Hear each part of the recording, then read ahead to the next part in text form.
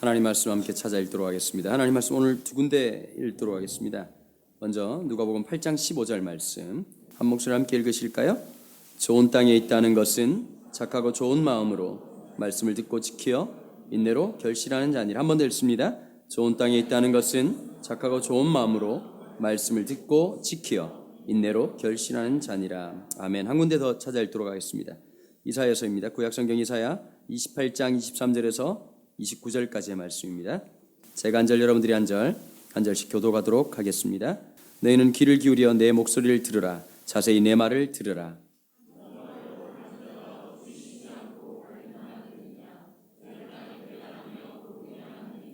지면을 이미 평평히 하였으면 소의 양을 뿌리며 대의 양을 뿌리며 소맥을 줄줄이 심으며 대맥을 정한 곳에 심으며 귀리를 그 가에 심지 아니하겠느냐.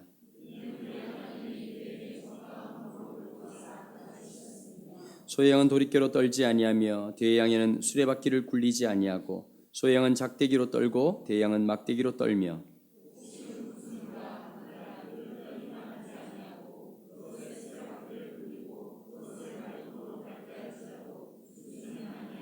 함께 읽습니다. 이도 만군의 여호와께서로부터 난 것이라. 그의 경영은 기묘하며 지혜는 광대하니라. 아멘. 누가복음 강의 56번째 시간입니다. 씨 뿌림의 비유 6번째 옥토 만들기란 제목으로 이문식 목사님 말씀 전해 주시겠습니다. 기도하겠습니다. 하나님 아버지 감사합니다. 오늘 저희들이 주님 앞에 주일로 모여서 어떻게 주님을 섬기고 교회를 섬기고 우리 사회를 섬기고 민족을 섬기고 세계를 섬길 것인지 정말 주님 앞에 마음과 뜻을 모으는 시간을 갖게 하시니 감사합니다. 특별히 이 시간에는 말씀이 우리의 삶이 되어지고 우리를 빚어내는 시간입니다. 말씀 앞에 섰습니다. 옛 이스라엘이 시내산에 섰을 때 하나님 돌판에 말씀을 새겨주신 것처럼 오늘 이 시간에는 우리의 마음판에 주의 말씀을 새겨주시옵소서. 예수님 이름으로 기도드립니다. 아멘. 씨 뿌리는 비유 연속 설교를 하고 있고 지난주 설교는 옥토란이라는 제목의 설교였습니다. 오늘은 옥토 만들기입니다. 지난주 누가복음 8장 15절에서 옥토란 뭐냐? 주님은 좋은 땅에 있다는 것은 하면서 착하고 좋은 마음이라고 강조했고요. 두 번째는 말씀을 듣고 지키는 것이 옥토다. 지킴을 강조했습니다. 그리고 세 번째가 인내로 결실하는 자라. 인내를 강조했습니다. 오늘은 인내라는 부분에 좀 신경을 쓰고 싶습니다. 인내한다는 건 뭘까요? 편하지 않다는 거죠. 고통스럽다는 거죠. 힘들다는 거죠. 불편할 때 참아야 합니다. 그러니까 우리가 열매를 맺으려면 그렇게 쉽게 맺지 않는다고 주님이 말씀하셨어요. 고난은 필수입니다. 불편한 게 필수입니다. 신앙생활에서. 힘든 게 필수예요. 힘들지 않고 불편하지 않고 고난을 안 받으려면 예수를 안 믿는 게 나아요. 예수 믿는 사람에게 있어서 고난은 필수입니다. 그래서 좋은 밭이란 인내로 결실한다. 주님이 이렇게 말씀하셨습니다. 오늘 갑자기 인내라는 단어를 좀 더 묵상하기 위해서 이사야서로 왔습니다. 요즘 우리 이사야서를 묵상하고 있는데요. 이사야서 28장 23절부터 29절은 이사야서에서 아주 독특한 부분입니다. 어떻게 독특한가? 우선 다른 본문에 없는 아주 주의 집중을 요구하는 특별한 서문이 붙어 있어요. 너희는 귀를 기울여 내 목소리를 들으라. 자세히 내 말을 들으라. 얼마나 중요한 메시지를 지금 이사야가 전하는지. 귀를 기울여라. 자세히 귀를 기울여라. 내 목소리를 들으라. 내 말을 들으라. 들으라. 반복해서. 귀를 기울여 자세히. 영어로는 please attention을 아주 강조하고 있습니다. 주의 집중. 그래서 그 매튜 헨리라고 하는 그 영국의 경건주의 주석가가 이 본문을 해석하면서 이렇게 말했어요. 이사야서 전체에서 오늘 본문처럼 이런 특별한 주의 집중을 요구하는 서문이 붙은 본문이 없다. 이렇게 말했어요. 그러니까 신학자들하고는 달리 매튜 헨리는 이사야서 가장 중요한 본문이 오늘 본문이다. 이렇게 말을 합니다. 이렇게 특별 서문이 붙어있는 이 중요 본문의 내용이 뭐냐? 의외로 아주 그림 같은 한 장면이 나오는데 팔레스타인 농부가 농사 짓는 장면이 얘기됩니다. 그럼 이 농사 짓는 장면을 통해서 이사야는 뭘 얘기하려고 하는 걸까요? 이렇게 특별 서문이 나오는 그 앞뒤의 문맥을 보면 이스라엘에게 고난이 온다는 예언이 들어와요. 이 당시 이스라엘이 너무 부패했거든요. 그래서 하나님께서 고난을 주시는데 아시리아를 통해서 북이스라엘을 멸망시키고 나중에 바벨론을 통해서는 남유다를 멸망시켜서 참혹한 전쟁의 고난이 이스라엘에게 다가온다는 이야기를 앞뒤에서 합니다. 그래서 그 결박이 심히 우심할까 하노라 하는 이사야의 염려, 하나님의 염려까지 포함된 예언이 들어와요. 그러니까 고난이 예언된 거죠. 그래놓고 이 이야기를 귀 기울여 들어야 된다 하고 아주 특별 집중을 했는데 그 내용이 농사짓는 얘기예요. 그러니까 다가오는 고난을 견뎌내고 이겨내려면 이 농사 비유로 되어진 어떤 메시지에 귀를 기울여라 이런 뜻이죠. 근데 이 농사 짓는 비유의 핵심 메시지가 뭐냐? 맨 마지막 절에 나옵니다. 그의 경영은 기묘하며 지혜는 광대하니라. 따라서 해볼까요? 그의 경영은 기묘하며 지혜는 광대하니라. 그의 플랜, 그의 계획, 우리의 삶을 경영하시는 그 경영과 지혜가 아주 신묘하고 광대하다. 그래서 오늘 이 팔레스타인 농부의 농사짓는 이야기를 통해서 이사야는 어떤 찬양으로 끝나냐? 하나님의 지혜로움에 대한 찬양으로 끝내고 있습니다. 그래서 이 농부 이야기를 들을 때는 항상 하나님의 지혜에 관한 이야기다 이렇게 생각하고 들으셔야 됩니다. 이제 농부 이야기를 하는데 오늘 본문에 보면 하나님은 농부로 나오세요. 그런데 이것은 성경에서 한결같이 신구약에서 똑같은 메시지죠. 하나님은 이스라엘을 자신의 포도원으로 만드셨어요. 그리고 거기에서 공의와 정말 공평과 정의라는 아름다운 열매를 맺기를 원하셨어요.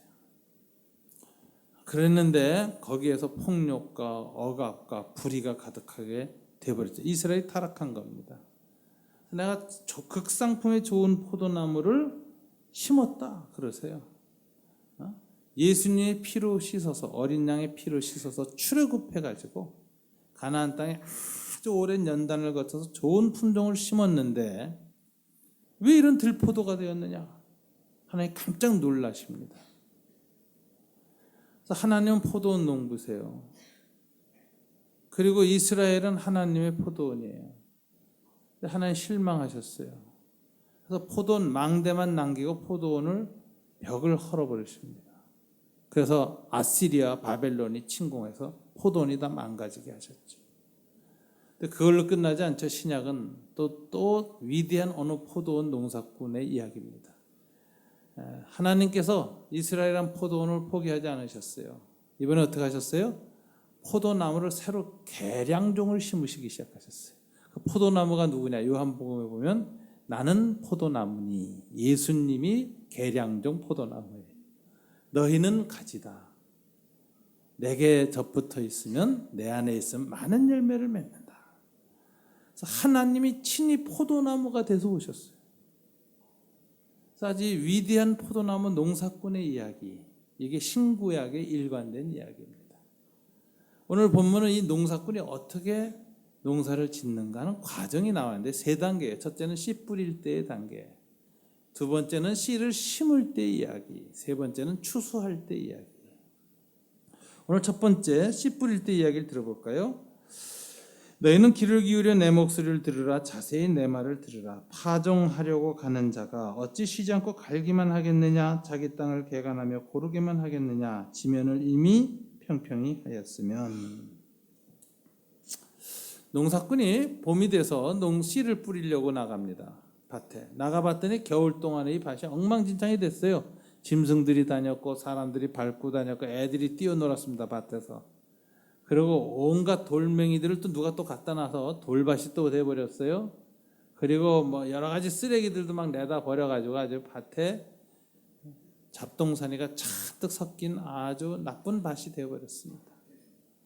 그래서 그 밭에 씨를 뿌리면 어떻게 될까요? 너무 딱딱하게 굳어서 뿌리를 내리지 못하고 씨가 말라 죽게 생겼고, 그 밭에 뿌려놓으면 새가 날아와서 씨앗을 쪼아먹게 생겼어요.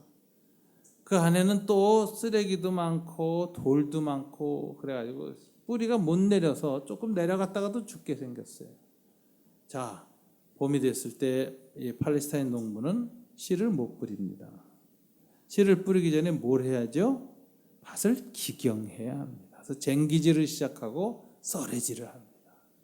깊이 파고 얕게 파고 또 밭을 고르고 평평하게 하기 위해서 여러 가지 방식으로 밭을 뒤집어 엎습니다.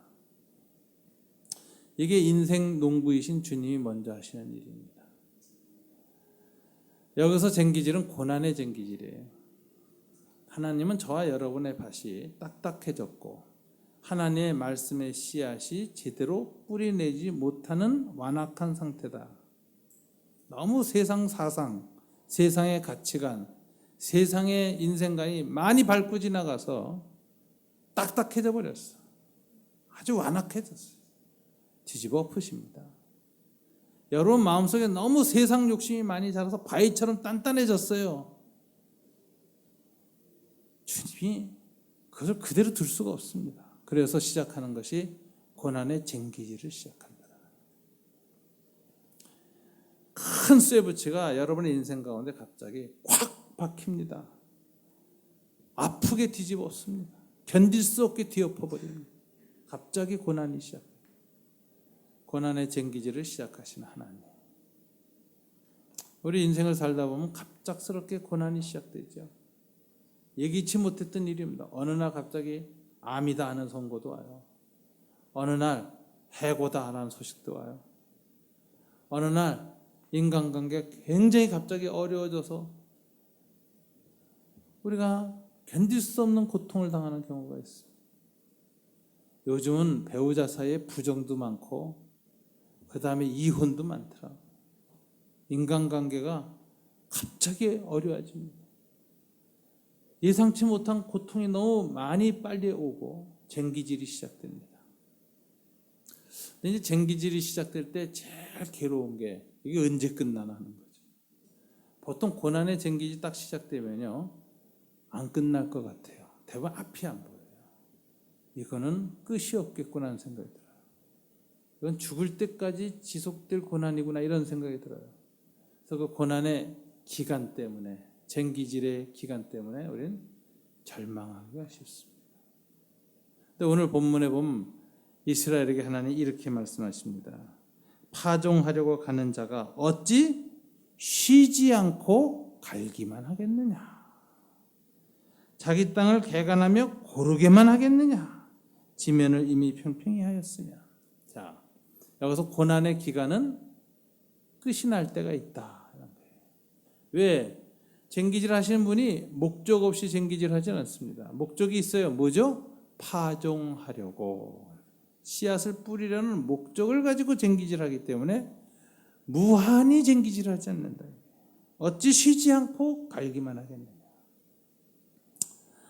여러분, 우리 하나님은 그저 인생들을 갖다가 그냥 고통을 계속 주고 고통을 무한히 반복하면서 인생들이 고통받는 것을 즐겨하는 그런 잔인하고 잔혹한 사디스한 신이 아니에요. 인간들을 만들어 놓고 무슨 쥐 가지고 실험하듯이 계속 전기질하고 지지직거리고 쥐가 기절하고 나가 다 빠지는 걸 보면서 으악 웃는 그런 잔인한 신이 아니라니까. 근데 많은 사람들은 신을 그렇게 생각합니다. 그래서 그런 신을 생각할 때는 그 신을 믿을 수가 없죠. 그 신을 좋아할 수가 없죠.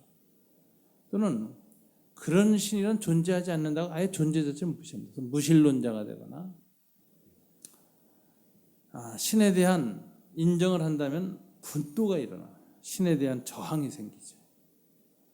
또 신을 인정하지 않으면 그런 현실에 대한 고난이 계속되는 인간의 이해할 수 없는 이 무자비한 현실에 대한 분노 때문에 그게 하나님을 향해야 되는데 하나님을 인정하지 않으니까 어디로 향하죠? 이런 고난을 주었다고 여겨지는 불특정 다수 사람들한테 행해요. 그래가지고 분노를 인간한테 풉니다. 아무 상관없는 사람. 그래서 극장 가서 총기 난사라는 거예요. 미국에서. 사람들 많이 모인 여의도 한가운데로 차 몰고 들어가서 어떤 운전기사가 그랬잖아요. 몇 년 전에. 그냥 가서 막 쳐 죽이는 거예요. 사람들. 이게 왜냐면 이게 분노죠. 또 한 방식이 있죠. 뭐죠? 이렇게 나한테 생명을 주고 이렇게 내 인생에 자꾸 고난을 줘서 내가 고통당하는 것을 보는 게 신의 목적이라면 그 신의 목적을 좌절시켜야 되겠다. 그 신을 비웃는 유일한 방식이 뭐죠? 주체성 갖고 비웃는 것. 신을 멸시하고 신을 좌절시키는 것. 신에게 절망을 주는 것. 신의 의도를 꺾어버리는 방식이 뭐죠? 자살하는 겁니다. 자살. 왜 살아요? 신이 즐기도록. 죽어버려야지. 그래서 눈을 부릅뜨고 신을 바라보고 죽어라. 자살해라. 용감하게. 신에게 저항하라. 이게 실존주의자들이 했던 방식이죠. 여러분, 인생의 고난에 대해서 우리가 어떤 자세를 갖느냐가 하나님과 사람과 세상에 대한 나의 태도를 결정짓습니다. 여러분 어떻게 대하십니까? 오늘 이 사연이 이렇게 말해요. 우리에게 고난의 쟁기질을 시작하시는 그 하나님은 무자비한 신이 아니다. 무한히 갈아엎는 것만 즐기는 그런 신이 아니다. 그분은 뜻없이 무자비하게 계속 고난의 쟁기질을 우리 인생에서 행하시는 분이 아니라 목적을 갖고 계시다. 씨를 뿌리려고. 그렇기 때문에 무한히 고난의 쟁기질을 하지 않는다. 이미 평평하게 되면 정확하게 끝낸다. 문제는 평평하게 되지 않았기 때문에. 그럼 어떻게 해야 되죠? 우리는 고난의 쟁기질이 시작되어지면 그 고난의 쟁기를 하시는 목적을 알아서 우리가 협조를 해야 돼요. 하나님이 밤새도록 고난의 쟁기질을 해가지고 우리 안에 있는 죄악이나 돌멩이나 나쁜 습관 바깥으로 내보내놨는데 농사꾼이 아침에 와서 보니까 돌이 다 들어와 있어. 하루 더 해야지. 우리가 그렇다고요. 토에 넣은 죄를 다시 집어담아요. 회개한 죄를 또다시 반복하고 있어요.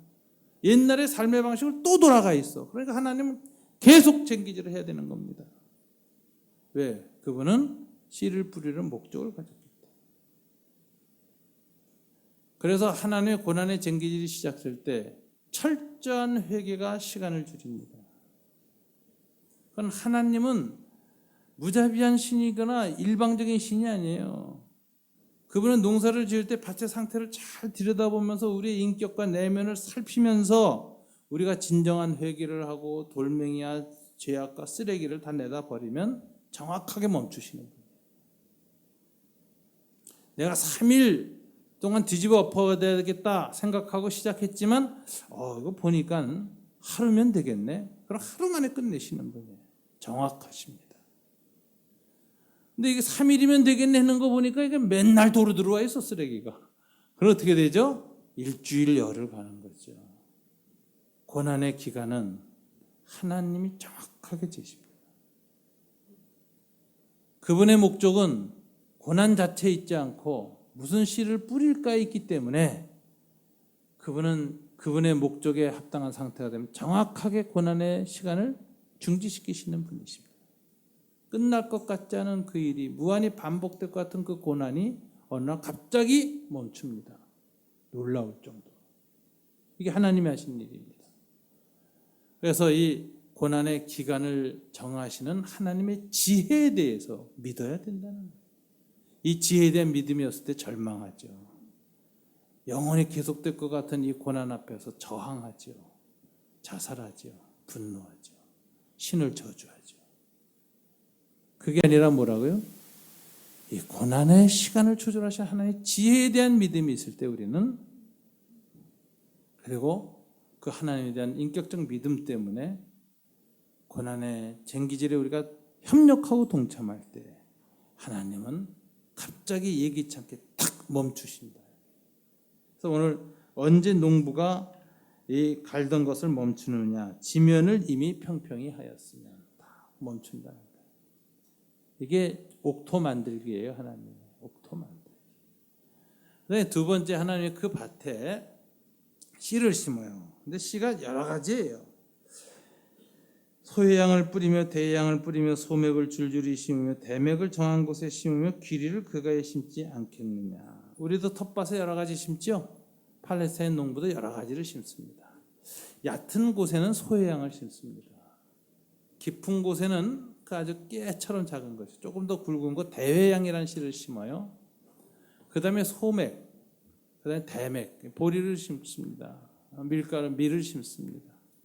그 다음에 밭의 그 경계선 바깥쪽엔 귀리를 딱 심어요. 그건 대부분 고랑에 심죠.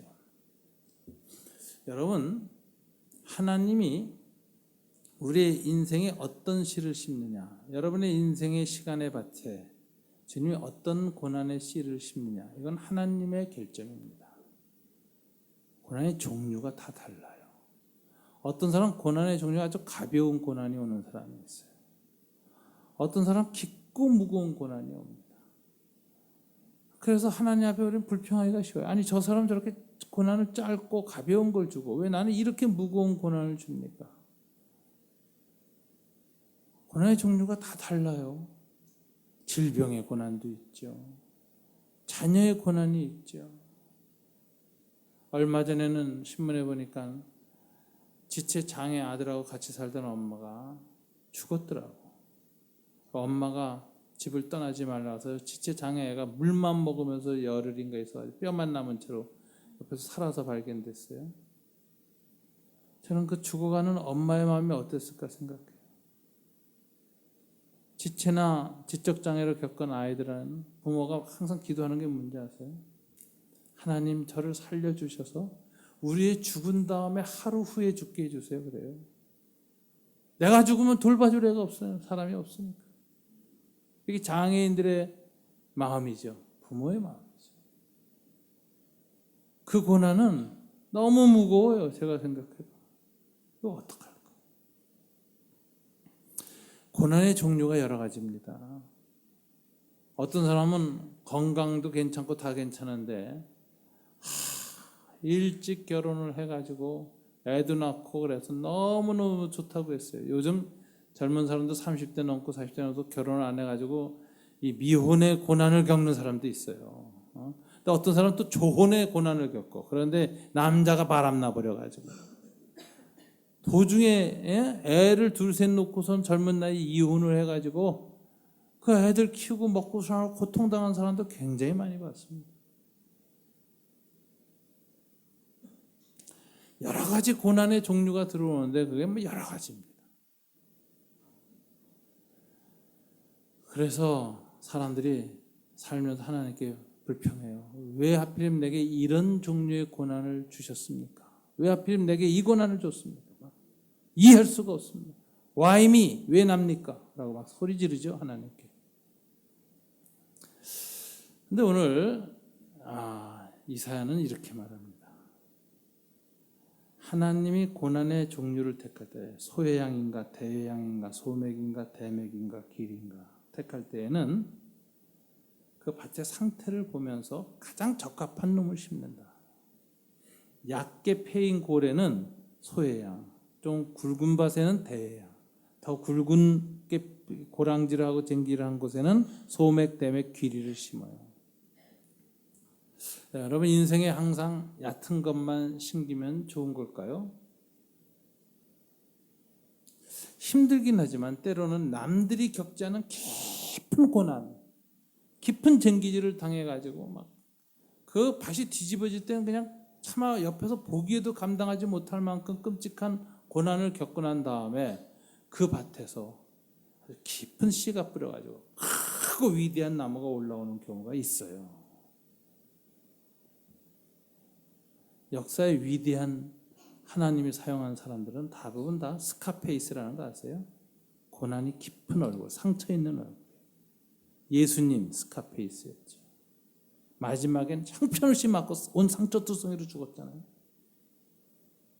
아까 손양원 목사님 입이 개머리판으로 부셔져서 죽었잖아요. 고난의 얼굴이죠. 에이브라함 링컨 얼마나 그 고난의 주름이 깊었습니까? 백범 김구 선생님 얼굴이 항상 무겁고 짐 때문에 눌린 고난의 표정이 있죠. 고뇌의 표정. 여러분 나중에 정말 위대해졌지만 남아프리카 공화국 그 대통령은 만델라 대통령은 26년간 로빈슨 섬에 갇혀 있었습니다. 그 사람들의 그 고난, 일그러진 그 얼굴의 그 근육들과 그 주름살, 깊은 주름살, 거기에서 위대한 웃음과 희망이 일어나잖아요. 그래서 고난이 작다고 행복한 거 아니에요. 고난이 작은 사람 그냥 그 밭에는 잔디만 깔려 있어요. 사과나무도 없고 배나무도 없어요. 하나님은 우리의 인생의 밭을 딱 보시고 고난을 결정하시는데 정확하십니다. 대양을 심을 때 소양 안 심어요. 소맥을 심을 거다 대양을 집어넣지 않아요. 정확하게 씨를 심습니다. 그래서 하나님의 뜻을 잘 모를 때는 우리는 왜 하필이면 이런 고난이 이 나이에 지금 나한테 왔습니까? 라고 막 부르짖지만 시간이 지나서 선지자적 관점이 생길 때쯤 되면 하나님이 옳습니다. 그 나이 그때 그 고난은 내게 가장 정확했어요. 하나님을 찬양합니다. 그때 그 고난이 있었기 때문에 제가 지금 이와 같은 삶의 의미와 감사를 누리게 되었습니다. 말할 수 있는 거예요. 고난의 종류를 택하신 하나님의 지혜를 믿으라. 이 지혜를 못 믿으면 나 이런 고난 당하기 싫습니다 하고 내 팽개치고 인생 포기하고 싶은 거예요. 자살해버리는 거죠. 그런데 이 하나님에 대한 지혜가 있으면 옆에 있는 사람이 내가 저런 고난 당한다면 난 자살할 거다라고 싶은 그 끔찍한 힘든 고난의 종류가 다가왔을 때도 하나님에 대한 신뢰 속에서 묵묵히 그 과정을 견뎌내고 그 과정을 거친 다음에는 모든 사람이 놀랄 만한 삶의 위대한 열매를 가지고 하나님 앞에 서는, 세상 앞에 서는 일이 생긴다는 거예요. 그러니 고난의 종류에 대해서 우리가 불평하지 말자는 거예요. 세 번째는 고난의 강도에 관한 얘기입니다. 이게 추수 때 얘기예요. 추수 때 이 팔레스타인 농부는 정확하게 고난의 강도를 조정합니다.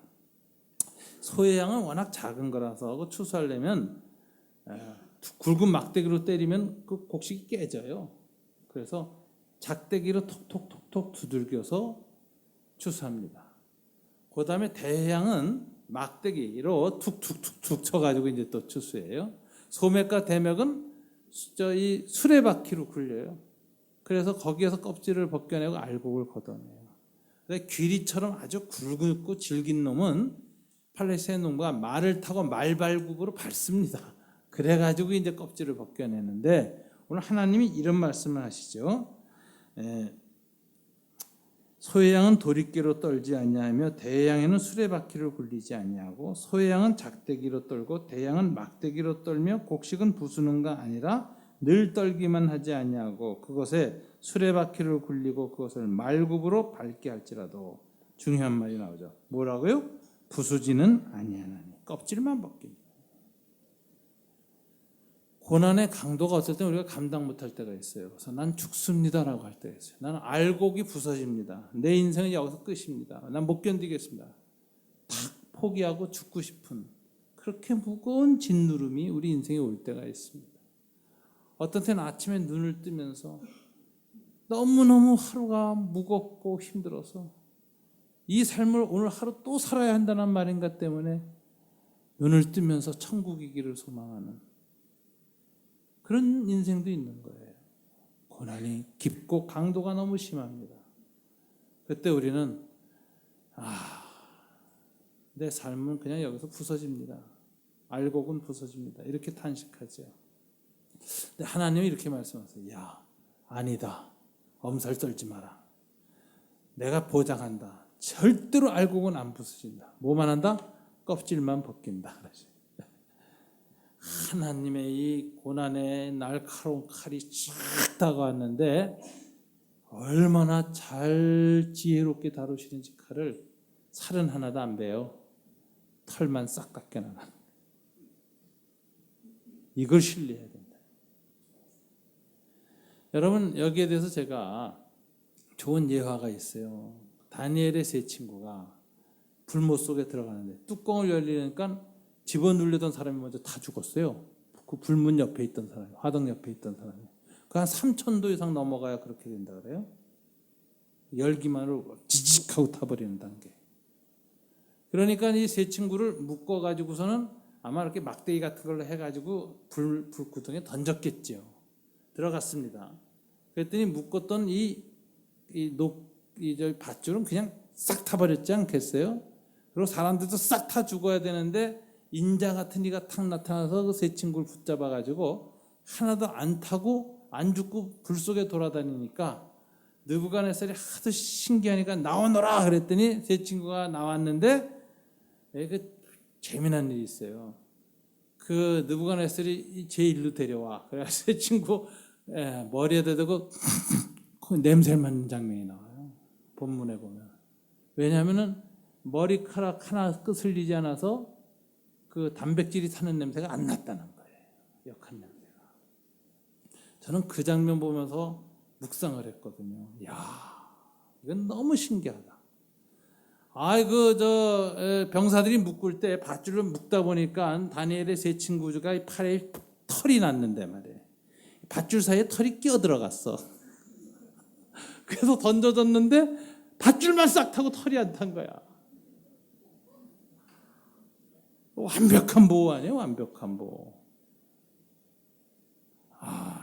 하나님은 고난의 강도를 조절하시고 절대로 알곡을 안 부순다.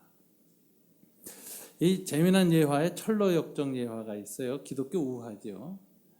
기독도가 이제 천국의 마지막 딱 갔더니 천국 문에 딱 있는데 그 문지기가 있어요. 그런데 문지기 이름이 이제 윤성진 목사님 와처맨이라 그러는데 뭐 지켜보는 자라 그러는데 키르케고르의 우화에는 베드로가 나와요. 천국 문의 마지막. 왜냐하면 하나님이 베드로한테 천국 열쇠를 줬다 그러거든. 그러니까 지키고 있다가 오면은 이름 맞춰보고 그 사람을 위해서 준비된 열쇠가 있대네. 그래가지고 돌려준다는 거예요. 그래서 열려서 들어가는데 하여튼 기독도가 천국문 앞에 딱 갔더니 베드로가 보이고 천국문이 보이는데 아이고 절망이 오는 거예요. 왜냐하면 그 앞에 사자가 2마리가 길에 외기를 지키고 있는데 시산혈이에요. 시체가 막 쌓여 있는 거예요. 다 잡혀 먹어요. 아유, 저거 어떻게 가나 절망할 것 같았는데 가만히 보니까 희망이 보여. 사자가 하나님이 보이지 않는 끈에 묶여 있는 거예요. 딱. 그래가지고 꽉 덤벼가지고 으르렁거리고 발톱을 휙 휘젓는데 한 사람이 겨우 지나갈 공간은 나오는 거예요. 그 사람이 그 하나님에 대한 믿음을 가지고 딱 가운데로 들어가면 되는데 그 믿음이 약하니까 두려워 떨면서 달달달달 떨고 가다 보면 이쪽에서 사자가 왕 하면 놀래서 이쪽으로 펄쩍 뛰다가 이놈이 잡아먹고 이놈이 왕 하면 이쪽으로 펄쩍 뛰다 잡혀먹는 거예요. 그래서 다 죽은 거예요. 기독도가 이 보이지 않는 끈으로 하나님 통제하고 계시는구나. 믿음이 생기니까 그 가운데로 찬송 부르며 지나간다 하는 그 내용이 나와요. 여러분, 하나님은 알곡을 부수는가? 아니다. 껍질만 부순다. 그래서 이 고난을 뭐라고 하냐면 고난 정화라 그래요. 켈빈은 말했어요. 인간이 거룩해지는 수단은 은혜의 수단은 3가지. 첫째는 말씀, 성령이 역사하세요. 말씀을 통해. 두 번째는 성례, 성찬과 세례를 통해서 성령이 역사하시기 때문에 우리를 거룩하게 한다. 세 번째를 고난이라 그랬어요. 인생은요, 고난이 없이 정화되는 법이 없어요. 고난 없이 성화되는 사람이 없어요. 하늘나라에 들어가는 모든 사람은 고난의 흔적을 갖고 있습니다. 그러니까 저와 여러분이 고난을 피하려고 하지 말아야 돼요. 고난은 인생의 성도의 필수 과목이다. 이걸 어떻게 이기느냐, 어떻게 절망하지 않느냐, 이걸 어떻게 넘어서느냐. 오늘 이사야가 말해요. 하나님에 대한 믿음을 가지면 된다. 하나님은 지혜로운 농부라는 하나님의 지혜에 대한 믿음이 있어야 됩니다. 그래서 고난의 시간을 정하는데도 그분은 정확한 지혜로 움직이시고, 고난의 종류도 나한테 가장 적합한 놈으로 고난을 주시고, 그 다음에 고난의 강도도 하나님은 가장 적절하게 하신다. 시간이 지나면서 제가 느낀 게 있어요. 하나님은 지혜로운 분이다. 우리 인생의 이 시간이라는 밭에 어떤 고난을 주시든, 어떤 종류의 고난이 오든 결국은 나를 알곡으로 만드신다. 껍질이 벗겨진다. 그 고난이 아니었으면 그 껍질 안 벗겨졌을 게, 그 고난 때문에 벗겨졌어요. 감사해야죠. 하나님은 우리 인생의 농부이십니다. 그리고 그분이 얼마나 답답했으면 예수님을 포도나무로 보내셨습니까? 품종을 바꾸셨어요. 거듭나게 해서 우리를 그 예수 그리스도의 접붙임을 주셨어요. 그 생명과 그 은혜가 우리한테 들어왔어요. 그랬는데 우리가 고난의 기간과 종류와 강도에 대해서 계속 불평하고 하나님께 원망하다가 인생을 마치는 그런 인생이 되지 않아야 됩니다. 이 선지자의 지혜를 가지면 인생 농부신 하나님을 찬양하게 됩니다. 감사하게 됩니다. 그래서 마지막은 영광으로 세상을 떠나게 됩니다. 저는 마지막 찬송이 뭐여야 되느냐, 껍질이 벗겨지고 알곡이 곡간에 들어갈 때, 우리식으로 말하면 육체가 죽고 영이 육신을 딱 빠져나가서 운명하는 순간 있죠. 그 운명은 재출생이에요. 출산입니다. 출산. 애가 쑥 엄마 자궁에서 나오는 것처럼 영혼이 육신을 쭉 벗고 나가는 거거든요. 그래서 마지막 임종은 출산이에요. 출산. 그럴 때 우리는 알곡이 돼서 찬송을 부를 겁니다. 그 찬송이 뭔지 아세요? 하나님의 지혜는 신묘하다. 모든 고난에 영광이 있습니다.